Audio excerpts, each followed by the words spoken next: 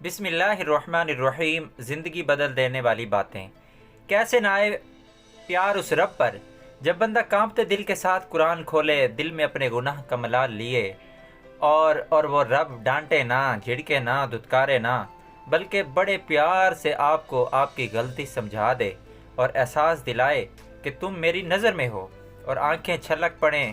دل تڑپ اٹھے، یا رب آپ نے مجھ سے خطاب کیا ہے، آپ نے میرے دل کے حال کو جان لیا ہے، آپ نے مجھے جواب دیا ہے،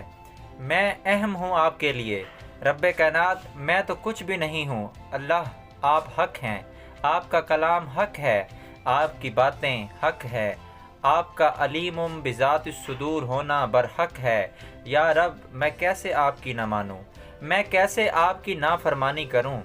آپ نے ہمیشہ مجھ پر احسان کیے ہیں، رحمت کی ہے، سمجھا ہے مجھے، تھاما ہے مجھے، رستہ سجایا ہے مجھے، اپنی خوشیوں کو چند نا آسودہ خواہشات کے ساتھ منسلک کر کے زندگی کو بے لطف نہ بنائیں، موجودہ نعمتوں کا احساس کر کے دل کی گہرائیوں سے الحمدللہ کہیں،